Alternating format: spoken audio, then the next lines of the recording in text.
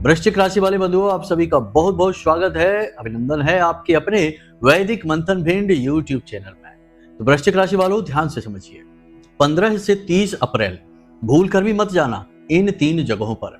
ये 3 जगहों पर जाने से आपके 1, 2, 3 नहीं, पूरे 5 ग्रह आपके ऊपर नकारात्मक प्रभाव देंगे।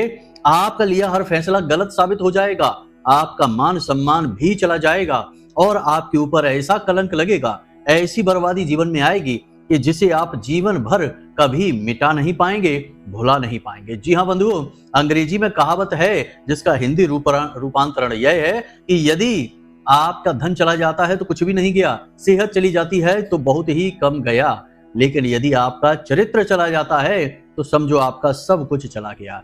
तो स्थिति ऐसी ही है कि यदि आप इन 3 जगहों पर चले जाते हैं तो आपका धन भी जाएगा, सेहत भी जाएगी और आपका चरित्र भी हनन हो सकता है। तो ऐसे में आपको बहुत सावधान रहने की जरूरत है।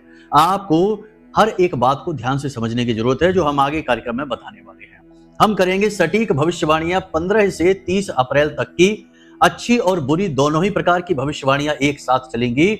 इसी के साथ साथ हम आपको बताएंगे 3 जगहों के बारे में जिन्हें आपको इन 15 दिनों के लिए पूरी तरह से त्याग देना है। आप भूल से भी इन जगहों पर ना जाएं। इसी के साथ साथ हम आपको बताएंगे आपकी कुंडली के पंचम भाव को मजबूत करने के कुछ जरूरी सूत्र और उपाय। जी हाँ बंधुओं, अब आपकी कुंडली का जो पंचम भाव है यह बहुत ही महत्वपूर्ण होता है। प्रथम त्रिकोणीय भाव होता है।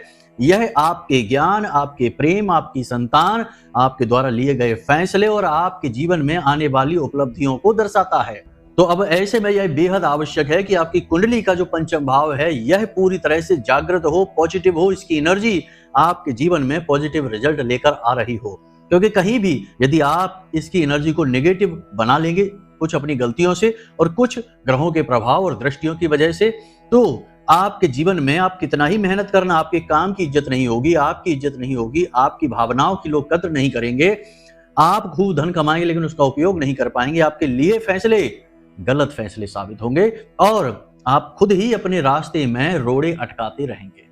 बाद में आपको पता चलेगा, पहले तो आपको लगेगा कि सब कुछ सही है, लेकिन जैसे ही आप आगे बढ़ेंगे, अपने जीवन में कोई नया निर्णय लेंगे, कहीं आप आगे बढ़ेंगे, व्यापार करेंगे, कुछ भी करेंगे, तो आपके लिए फैसले ही आपके लिए रुकावट का कार्य करने लगेंगे। कहीं ना कहीं ज्ञान की कमी आपको खलेगी, अनुभव की कमी आपको खलेगी, क्योंकि आपकी कुंडली का पंचम भाव नेगेटिव है।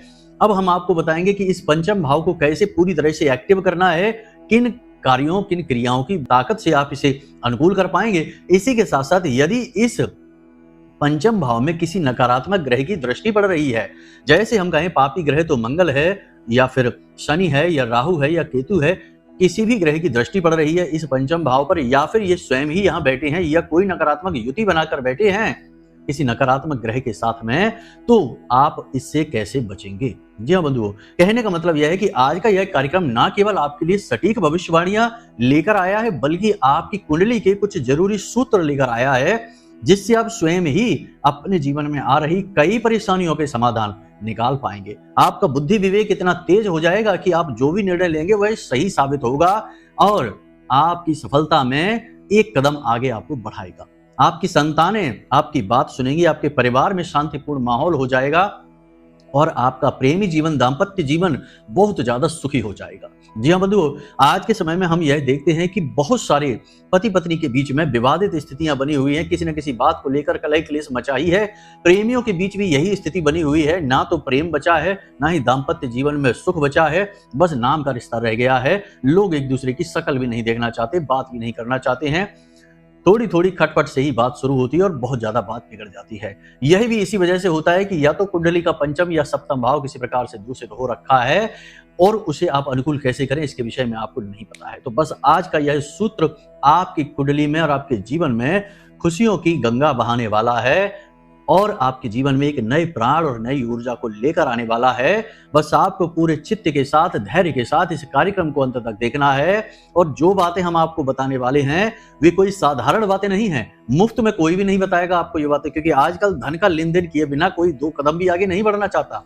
लेकिन हम आपको ये सारी बातें मुफ्त में ही दे रहे हैं, वो माता रानी की कृपा और उनके आदेश पर, क्योंकि हम माई की सेवा कर रहे हैं और हमारा उद्देश्य है कि आपके जीवन में सच्चा ज्ञान आए, जिससे आपके जीवन में खुशियां आए। केवल टाइम पास ही ना हो कि वीडियो देख लिया, टाइम पास हो गया, जीवन में कुछ भी नहीं बदला, तो ऐसा ना हो। इसलिए हम आपको वास्तविक ज्ञान देते हैं। मूल्य तो हमारी माता रानी देख रही हैं, जो उन्हें देखना होगा वो देती हैं, वह हमारा उनका अपना लेन देन है, भाव है।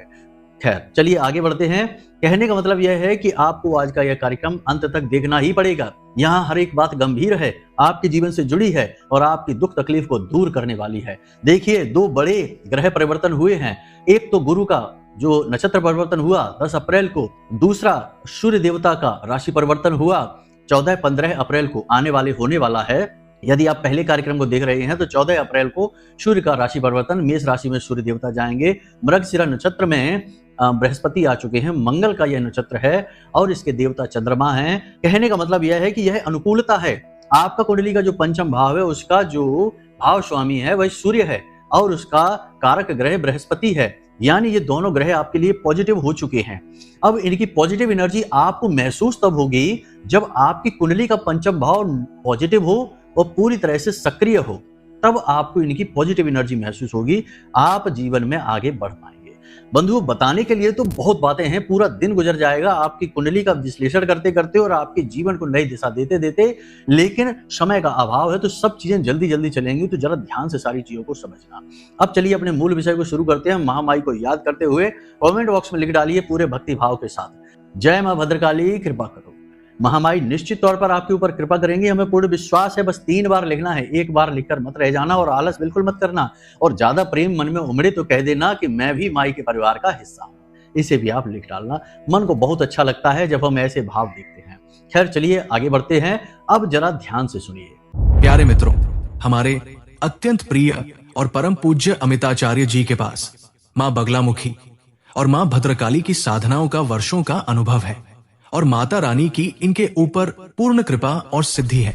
आचार्य जी ने अपने सटीक कुंडली विश्लेषण और श्रेष्ठतम उपायों के माध्यम से हजारों लोगों के जीवन को खुशियों से भरा है। आचार्य जी का कुंडली विश्लेषण और उपाय करवाने का तरीका इतना अद्भुत है कि जीवन के हर एक दुख और कष्ट का कारण जड़ से ही समाप्त हो जाता है। फिर समस्या चाहे जैसी भी हो, कर्जा बहुत बढ़ गया हो, व्यापार चल नहीं रहा हो, बीमारियों में आप बर्बाद हो चुके हो, रिश्तों में प्रेम समाप्त हो चुका हो, या फिर नौकरी ही ना मिल रही हो, विवाह में देरी होती हो, कैसी भी समस्या हो, इन समस्याओं का कारण क्या है, कौन सी महादशा परेशान कर रही है, कौन सा दोष लगा हुआ है, सब कुछ आचार्य जी इतना सटीक बताते हैं कि वर्षों वर्ष के दुख कुछ ही दिनों में समाप्त हो जाते हैं। अगर आपके जीवन में भी कोई ऐसी संकट की घड़ी है तो यही सही समय है जब आप पूज्य आचार्य जी के हाथों से अपनी कुंडली का विश्लेषण करवाएं और वर्षों से चल रहे दुखों और संकटों के इस चक्र से बाहर निकल जाए। प्यारे मित्रों, अभी वीडियो में दिए गए नंबरों पर फोन करिए और अपनी कुंडली का श्रेष्ठतम आकलन करवा डालिए। जिंदगी बदलने का ये सबसे बड़ा मौका हाथ से मत जाने दीजिएगा। जय माई की, महामाई आपका कल्याण करे। सबसे पहले बात करते हैं आपकी कुंडली के पंचम भाव की, फिर बताएंगे आपको उन 3 स्थानों के विषय में जहां आपको भूल कर भी नहीं जाना है। ठीक है, तो सबसे पहले पंचम भाव, तो गुरु की बात करते हैं। तो गुरु क्या है? गुरु हैं ज्ञान, शांति, सुकून और बुद्धि के देवता। यानी कि आप समझिए कि अगर आपको गुरु को एक्टिव करना है, यानी कि आपकी जो पंचम भाव है उसके कारक ग्रह हैं, तो उन्हें तो सबसे पहले एक्टिव करना पड़ेगा। तो गुरु को एक्टिव करना है तो आपको 2-3 काम अपने जीवन में जरूर करने हैं। पहली चीज है कि भक्ति जरूर करनी है, किसी भी देवी देवता की करिए, किसी भी रूप में करिए। जरूरी नहीं, हम नहीं कहते कि आप काम काज छोड़कर सीधे मंदिर में चले जाइए, भगवान की भक्ति में डूब जाइए, नहीं। आप चित्त में भगवान के भाव को अवश्य रखिए। भक्ति का मतलब यह नहीं होता कि पागलपन करिए, सारी जिम्मेदारियों को छोड़ दीजिए, दायित्व तो अपने छोड़ दीजिए, नहीं, यह तो भक्ति नहीं है, यह तो कायरता है। गृहस्थ के लिए भक्ति का बहुत बड़ा महत्व है। एक घड़ी आदि मैं बुनियाद, यानी कि छोटे से छोटे समय को भी यदि आप भगवान को समर्पित करते हैं गृहस्थ जीवन में रहकर, तो उसका आपको हजारों गुना फल प्राप्त होता है। तो आपको क्या करना है कि जो समय मिले, सुबह दोपहर शाम, जब भी आपको समय मिलता है, आपको भगवान के किसी भी स्वरूप का कुछ भी उनका पूजन करना है, भाव रखना है। चालीसा पढ़िए, हनुमान जी में आपकी श्रद्धा है, हनुमान चालीसा प्रतिदिन पढ़िए। शिव चालीसा पढ़िए, ओम नमः शिवाय पंचाक्षरी मंत्र का जाप करिए, मंदिर हो सके तो जाइए प्रतिदिन, नहीं जा सकते तो कोई बात नहीं, घर में तो भाव बनाकर रखिए। तो ये चीज है कि पहली चीज आपको भक्ति। दूसरा, भक्ति करने का कई तरीके होते हैं। एक तो सीधा मंदिर में गए या फिर घर पर पूजा घर में भक्ति की भगवान की। दूसरा कि भगवान के भजन सुने और भगवान का भाव मन में रखा, ये बहुत जरूरी है। इससे आपका चित्त शुद्ध होता है। तो भगवान के समय मिलने पर भजन सुनिए, उनका नाम स्मरण करिए, उनके बारे में मन में विचार लेकर आइए। इससे आपका चित्त शुद्ध हो जाएगा, आपका बृहस्पति मजबूत होने लगेगा, पॉजिटिवली एक्टिव होना शुरू हो जाएगा। जी हाँ बंधुओं, जो बातें हम आपको बता रहे हैं, ये बातें कुछ ही दिनों में आपके जीवन में अपने रिजल्ट दिखाएंगी। बस इन बातों को बारीकी से समझते चलना है आपको, ठीक है। दूसरा कि आपको छल कपट से थोड़ा दूर होना पड़ेगा। यदि आपका काम है कोई छल कपट वाला, जैसे कि दलाली का काम करते हैं या कोई भी किसी भी तरीके का हो, वो उन कामों से आप अगर हो सके तो दूरी बनाइए, क्योंकि शास्त्र विरुद्ध है। ब्याज का व्यापार, सट्टेबाजी का व्यापार, दलाली का व्यापार, ये हमारे यहाँ शास्त्र विरुद्ध है। शिक्षा का व्यापार, ये शास्त्र विरुद्ध है। तो इन चीजों को दूर नहीं कर सकते, कोई बात नहीं है। तो आप अपने आप को सात्विक बनाकर रखिए, और जो भी आप कर रहे हैं अपने कर्म को, इस कर्म में आपको अगर झूठ बोलना पड़ता है तो उसके लिए आप मन में ग्लानि का भाव रखिए और उस कर्म को भगवान को समर्पित करिए। भगवान से कहिए कि हे भगवान, आपने हमें ऐसे कार्य में डाला कि हमारी मजबूरी है कि बिना झूठ बोले हमारा रोजगार ही नहीं चल सकता है, और आप यह भली भांति जानते हैं कि हम किस प्रकार जी रहे हैं। तो जो हम कर रहे हैं, जो हमारा जीवन हम चला रहे हैं, वह हमारी मजबूरी है, और हम यह सब अपना कर्म आपको समर्पित करते हैं।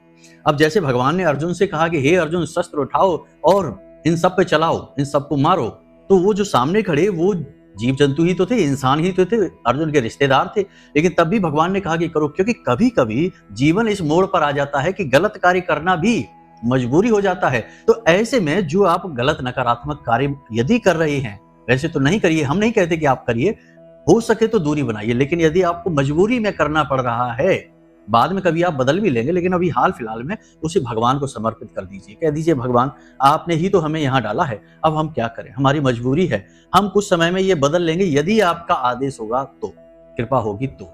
बस ये भगवान को समर्पित करिए। प्रसाद जीवनम, इस प्रकार से अपने जीवन को अपना लीजिए, तो आपके ऊपर इसका दोष नहीं आएगा, ठीक है। इस तरह ही हम अपने कार्यों को करते हैं, ठीक। तो ये चीज हो गई आपकी, यानी भक्तिमय बनिए, बहुत ज्यादा जरूरी है, ठीक है। अपने कार्यों को झूठ सच नहीं बोलना है। दूसरा ये हो गया कि जीव जंतुओं की हिंसा नहीं करनी है। गाय को भोजन जरूर कराइए। प्रतिदिन ये नियम बनाइए कि एक रोटी बने। वैसे तो हर दिन का ये नियम होना चाहिए कि पहली रोटी गाय की और अंतिम रोटी कुत्ते की होनी चाहिए। पहली रोटी गाय को जरूर बनाइए और उसे खिलाइए, और उसमें थोड़ी हल्दी अवश्य डाल दीजिए। आपका गुरु एक्टिव हो गया। गुरु को एक्टिव करने के लिए हमने एक उपाय और बता रखा है, अपने पिछले 2-3 वीडियो में बताया था कि एक कांच का पात्र लेना है, कोई कटोरा ले लीजिए, और उसमें जल डालना है, और उसमें एक कूट कर इलायची डालनी है, और पीले रंग का एक पुष्प, और उस पात्र को आप अपने घर की ईशान कोण में रख लीजिए। वही गुरु की दिशा होती है, तो ईशान कोण में आप रख लीजिए। आपका गुरु पॉजिटिवली चार्ज हो जाएगा, आपको अच्छे परिणाम देना शुरू कर देगा। कारक ग्रह की बात हमने कर ली है। अब बात करते हैं भाव स्वामी की, सूर्य देवता की, क्योंकि सूर्य देवता का राशि परिवर्तन प्रथम राशि में होने जा रहा है। इसका बहुत बड़ा लाभ आपको मिलेगा। आपको ही क्या, हर एक राशि को इसका लाभ मिलेगा, क्योंकि प्रथम राशि में सूर्य देवता हैं। पूरी 12 राशियां लाइन से खड़ी हैं, सारी राशियों पर सूर्य देवता की नजर रहेगी। तो अब यहां पर आप समझिए कि आपको सूर्य को पॉजिटिव कैसे करना है। सबसे पहला कार्य है कि सूर्य को जो सबसे अच्छा लगता है, जो शनि को सबसे अच्छा लगता है, जो राहु को सबसे अच्छा लगता है, यानी जिन्हें हम पापी ग्रह, क्रूर ग्रह कहते हैं, इन ग्रहों को जो सबसे अच्छा लगता है वह है अनुशासन। अनुशासन में आपको रहना होगा। सूर्य देवता का देखो अनुशासन कैसा है, निश्चित समय पर उगते हैं और निश्चित समय पर डूब जाते हैं। अब कुछ लोग यहाँ पर साइंस सिखाने लगेंगे, विज्ञान सिखाने लगेंगे कि अरे ये तो पृथ्वी घूम रही है, अरे ये तो ये हो रहा है, वो हो रहा है। अरे भाई, इतना ज्ञान ना दिखाओ। अगर इतना ज्ञान है तो अपने जीवन को उठाओ, वीडियो देखने में समय खराब ना करो। आप यदि ज्ञान की बात करते हैं तो ज्ञान को सही दिशा में लगाइए। विज्ञान क्या कह रहा है, हम ये बात आपसे अभी नहीं कर रहे। शास्त्र क्या कहते हैं, हम इसकी बात आपसे कर रहे हैं। तो हर जगह एक ही तर्क लगाकर बात करना बिल्कुल गलत हो जाता है। समय और अवसर पर तर्कों का प्रयोग किया जाना उचित तरीका होता है। हम भी जानते हैं कि पृथ्वी घूम रही है, इससे सूर्य देवता वहीं पर स्थित हैं, और हमें लगता है कि यहाँ से उग रहे हैं और यहाँ पर डूब रहे हैं, ये हम भी जानते हैं। लेकिन हम शास्त्रों को प्रमुखता देते हैं, क्योंकि शास्त्र आधार है जीवन का, सत्यता का, धर्म का, उत्थान का, ठीक है। तो बस ये सारी बातें हैं। तो बस यहाँ पर आपने समझ लिया कि आपको अनुशासन में रहना है। सूर्योदय से पहले जागना है, स्नान आदि करने के बाद सूर्य देवता को 1 लोटा जल समर्पित कर देना, आपका सूर्य पॉजिटिव हो जाएगा। परंतु आचरण बेहद महत्वपूर्ण है, झूठ नहीं बोलना है, छल कपट नहीं करना है और पिता का अपमान भूल कर भी नहीं करना है। हो सके तो प्रतिदिन पिता के पैर छूकर ही घर से बाहर निकलिए। अब कुछ लोग कहेंगे कि हमारी तो पिता से बनती ही नहीं है, हमारे तो पिता से शत्रुता चलती है और ना जाने क्या क्या। चलिए कोई बात नहीं है, पिता से आपकी शत्रुता चलती है, पिता से आपकी कुछ बुराई है, बातचीत नहीं होती है, कुछ भी हो, परंतु आप मन में भाव तो पिता के लिए पिता वाला रखिए। उन्होंने आपको इस संसार में लेकर आए हैं, आपको पाला पोसा है, आपको इतना बड़ा किया है, सक्षम बनाया है। चलिए वो आपके उनके विचार अभी नहीं मिलते हैं, लेकिन दायित्व तो समाप्त नहीं हो जाता, पितृ ऋण तो समाप्त नहीं हो जाता, वह तो आपके ऊपर रहेगा ही और आप पितृ ऋण से ग्रसित हो जाएंगे 100%। अगर आप इस भाव से चलेंगे कि आप पिता का सम्मान नहीं कर सकते, आपकी उनकी बनती नहीं, तो आपको ऐसा भाव नहीं रखना है। बने या ना बने यह परिस्थिति जन्य स्थिति है। आपको अपने मन में पिता के लिए सम्मान का भाव रखना है और मन ही मन ईश्वर से क्षमा मांगनी है कि हे प्रभु, ये जो परिस्थितियां आई हैं इनमें हमारी कोई गलती नहीं है, या अगर हमारी कोई गलती है भी हम उसके लिए क्षमा प्रार्थी हैं। भगवान जो सबके पिता हैं, परम पिता हैं, वो सब जानते हैं, सब देख रहे हैं, उन्हें सब पता है। वो बस आपके भाव को चेक करना चाहते हैं, तो आप अपना भाव तो सात्विक रखिए, अपने पिता के लिए सम्मान मन में तो रखिए। ठीक है, तो बस इतना आपको करना है। सूर्य आपका पॉजिटिव हो जाएगा, गुरु आपका पॉजिटिव हो जाएगा। अब यदि किसी नकारात्मक ग्रह की, क्रूर ग्रह की, पापी ग्रह की दृष्टि पड़ रही है आपके पंचम भाव पर, राहु की दृष्टि पड़ रही है, शनि की दृष्टि पड़ रही है, राहु शनि या खुद ही आकर बैठ गए हैं, मंगल की दृष्टि पड़ रही है, तो आप ऐसे में क्या करें? तो आप इन ग्रहों से जुड़ी हुई चीजें मंदिर में जाकर दान कर दें, सर्वोत्तम समाधान है। राहु यदि आपके पंचम भाव में बैठे हैं या पंचम भाव पर राहु की दृष्टि पड़ रही है, तो आपको राहु से जुड़ी चीज यानी घड़ी, ठीक है, घड़ी को उठाइए और ले जाकर मंदिर में दान कर दीजिए। नई घड़ी लीजिए, मंदिर में जाकर दान कर दीजिए। सर्वश्रेष्ठ उपाय है राहु का। ठीक है, शनिदेव, तो आपको 1 कटोरी में तेल लेकर जाना है, उस तेल में अपनी छाया देखनी है और उस छाया को यानी उस तेल को मंदिर में दान कर देना है। अपना पात्र वापस ले आना, मंदिर में दान कर देना है। 7 दिन तक लगातार इस उपाय को कर लीजिए। देखिए कि शनिदेव की कोई सी भी दृष्टि आपके पंचम भाव में हो, स्वयं शनिदेव ही हो, बिल्कुल पॉजिटिव हो जाएंगे, नेगेटिव रहेंगे ही नहीं। ठीक है, ये आपकी जन्म कुंडली की बातें हम कर रहे हैं, ध्यान से समझते जाइए।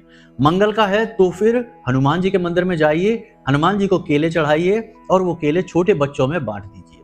हनुमान जी को मंगलवार के मंगलवार 7 मंगलवार चोला चढ़ा दीजिए, आपका काम हो जाएगा। मंगल की जो दृष्टि होगी या मंगल का प्रभाव होगा समाप्त हो जाएगा। पंचम भाव पूर्ण रूप से पॉजिटिव हो गया, एक्टिव हो गया, आपको इसके पूरे प्रभाव देखने को मिलेंगे। अब आप तैयार हैं इस भाव से पूरे लाभ लेने के लिए। अचानक से आप ये जो कार्य हमने बताए, इन कार्यों को यदि आप कर लेते हैं तो अचानक से आपको 2-3 चीजें अपने जीवन में महसूस होंगी स्पष्ट तौर पर। पहली चीज आपको जो महसूस होगी वह होगी एक असीम शांति। आपका मन बहुत शांत हो जाएगा, चाहे परिस्थितियां कैसी भी हों, अच्छी हों, बुरी हों, कठिन हैं, सरल हैं, कैसी भी स्थिति हो, परिस्थिति हो, मन आपका बहुत ही शांत हो जाएगा, बहुत ही अच्छा लगेगा आपको। ठीक है, दूसरी स्थिति यह बनेगी कि आपके आसपास पॉजिटिव एनर्जी एकत्रित होने लगेगी। जहां लोग आपसे किसी प्रकार की नकारात्मकता का भाव रखते थे, द्वेष भाव रखते थे, लोग अचानक आपका सपोर्ट करने लग जाएंगे। वो कहावत कहते हैं ना कि जब कोई इंसान पूरे दिल से किसी भी चीज के लिए प्रयास करता है तो पूरा ब्रह्मांड उसे उस चीज से मिलाने के लिए लग जाता है कोशिशों में। तो वैसा ही कुछ आपके साथ होगा।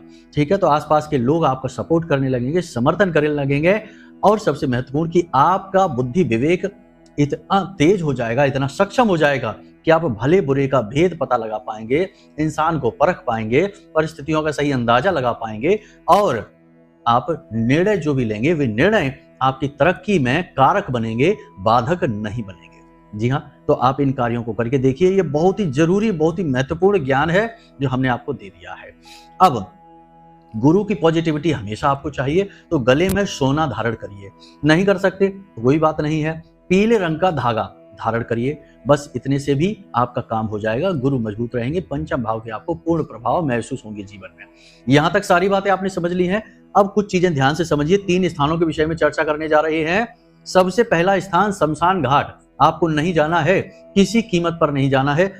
कभी कभी स्थिति ऐसी बन जाती है कि जाना पड़ जाता है, मजबूरी है, तो आप कोशिश करिए कि ऐसी स्थिति को आप टाल सकें। देखिए, आपके अपने जीवन, आपकी तरक्की से ज्यादा महत्वपूर्ण संसार में कुछ भी नहीं है, तो कोशिश करिए कि आप ये कर सके। अगर नहीं है भाई, बहुत मजबूरी हो गई है, कुछ बात ऐसी है, भगवान ना करे कि कुछ ऐसा ऊंच नीच हो जाता जीवन में किसी के साथ भी कहीं भी, तो आप जाइए, ठीक है, शमशान घाट चले जाइए, फिर तो मजबूरी है, इसका कोई तोड़ भी नहीं है। शमशान घाट में जो है ना, वो समाप्ति की, अंत की ऊर्जाएं होती हैं। निगेटिव एनर्जी भी कह सकते हैं इनको, या फिर इन्हें कह सकते हैं मृत्यु की ऊर्जाएं। यहाँ पर जाकर जो भी कुछ आप शुरू कर रहे हैं, आप एक चीज महसूस करना, जो व्यक्ति बार बार शमशान घाट जाता है, प्रयोग करके देखना, जो व्यक्ति बार बार शमशान घाट जाता है, वहां पर जाकर कुछ भी ना करे, बस बैठ जाता है, उसके बनाए हर एक प्लान, हर एक योजना असफल होने लगेगी। दुनियादारी से उसका संपर्क धीरे धीरे टूटने लगेगा। हर एक रिश्ते नाते में उसकी खींचतान शुरू हो जाएगी। हर तरफ से लांछन उसके ऊपर लगने लगेंगे। हर तरफ से दोषारोपण उसका होने लगेगा। और सबसे बड़ी बात कि उसका खुद का ही मन इस संसार में लगेगा नहीं। आप देखिए कि जो बड़े बड़े तांत्रिक होते हैं, जो बड़े बड़े नागा साधु होते हैं, जिन्होंने संसार को त्याग रखा है, उनका सबसे ज्यादा पसंदीदा स्थान जो उन्हें सबसे अच्छा लगता है वह है शमशान घाट। क्योंकि वहां पर बैठने से ही वे इस संसार से अपने आप कट जाते हैं। उन्हें कोई मेहनत प्रयास नहीं करनी पड़ती। भावनाएं उनकी मृत हो जाती हैं। संसार के प्रति वो बिल्कुल भी आसक्त नहीं रहते। तो ये चीज है, तो आप इसे समझिए। देखिए जो बात हम आपको बता रहे हैं, इन बातों को छोटी छोटी कुतर्कों से काटने की कोशिश न करिए। ये बात एक बड़े नजरिए को प्रस्तुत करती है, तो इसी हिसाब से आप समझिए। और हर एक व्यक्ति के लिए ये बात बताई जा रही है। कुछ लोगों की हो सकता मजबूरी हो जाए, जाना पड़ जाए, तो भाई जाइए। फिर ऐसा नहीं है कि आप किसी से बुराई ना बोल लीजिए, जाना पड़ जाए तो जाइए, कोई बात नहीं है। फिर उसे भगवान को समर्पित कर दीजिए। जो कार्य आपके बस में नहीं है, वह कार्य भगवान खुद कर रहे हैं आपके जीवन में। इसे आप ऐसे मानकर चलिए। आप कहीं जाना नहीं चाहते हैं और आपको मजबूरी में ही वहां जाना पड़ रहा है, तो समझिए कि यह भगवान की मर्जी है, वे स्वयं आपको ले जाना चाहते हैं। तो उसे भगवान को समर्पित कर दीजिए कि हे प्रभु, आप जानो, आपका काम, हमारी मजबूरी है, हम तो जा रहे हैं। ठीक है, इस तरह से आप करेंगे तो इसका कुछ हद तक दोष जो है वो आप पर नहीं आएगा। तो पहली चीज ये हो गई कि शमशान घाट। दूसरी चीज, किसी भीड़ भाड़ भरे इलाके में आपको नहीं जाना है। भीड़ भाड़ भरे इलाके में, ठीक है, ध्यान से समझते जाइए। भीड़ भाड़ भरे इलाके में क्या होता है, क्यों नहीं जाना चाहिए?